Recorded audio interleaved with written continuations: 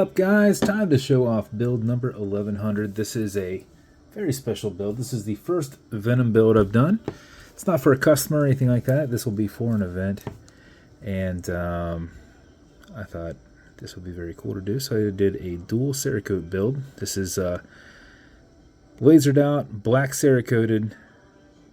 And the tongue is actually lasered out and then backside filled with red. The pips around it are backside lumed. The build itself is primarily done in black, but you've got some parts that are done in black and white. Bezel is done up in white, inlaid in black. We've got one inlay there in red just to kind of keep a little bit of the touch of the red going. Crown is done in black cerakote with that lasered off. Caseback was milled, done in white cerakote, then black, and then lasered off to expose the white. Link band done in black. Fold over clasp done in white, as well as the sides of the band done in white. Your logo lettering on here has actually just been lasered through off of black. And then I did a set of pilot hands. I had some red with black base, and then I just did a solid long loom red hand. And that is how this came out. I thought it came out pretty awesome. Bezel on this will turn left, it'll turn right. This is a tension ring bezel. It is just held on with tension, and it's held on a little bit tighter because of the dual layers of cerakote. You've got your cerakote on your case and cerakote on the bottom side of your bezel, making it a little bit tighter. This is an automatic mechanical. There is a rotor back there, you just can't see it. So you can wind it, you can wear it, you can put it in a watch winder, but if it's dead or you're not going to be very active, you'll want to wind just a little bit here. And how you do that is you back the crown off the threads until you hear it and feel it clicking. At that point you can wind, and a wind is a turn that way. Turning it towards you doesn't do anything, but it's a lot easier to keep your finger spacing and just go back and forth. If you do this for 4 or 5 seconds before you put it on, that mixed with your rotor movement in the back will keep your time throughout the day. But if you do this for something closer to 20 seconds, you're going to max out your 31-hour power reserve on it.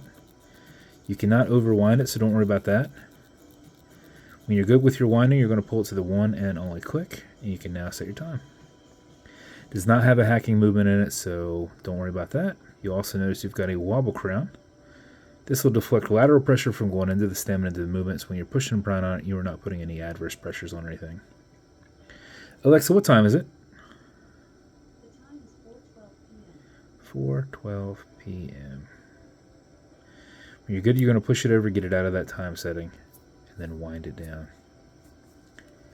And that is your build. This is held on, these are push pins, so you will just go to the side that's recessed and then drop that through. Drop it through, and then when you connect it, you're going to feed it back through the other way and tap it flush. On the other end, this is the recessed side. You'll tap it back through to be flush here, so they are opposites. And you have a little bit of micro adjustment. Right here you can get up to a half a length separation from here to here. And that is the build. As with every build, you're going to get matching beads. You're also going to get the first 3D printed watch box that I'm going to start getting worked in. Now that we know that they work, we are able to do a slider box. So we've got a 3.5 by 3.5 interior. I'm going to have to start having custom pillows made for them. I'm going to have to take a pillow from another one of my boxes that fit. But you're going to get the very first ever Venom slider box. This build will come with watch cleaner. This is good. This is a foamer. This is good on all glass and metal, so this watch as a whole. Non-streaking, non-toxic, non-residue, as well as a microfiber.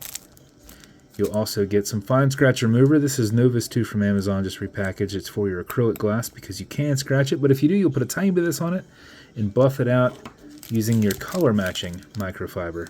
If this scratches up and down, go left and right, fill in it, haze it, buff it out, and it should be gone. If it's still there, revisit it in a few minutes after it's solidified and rebuild up additional to that.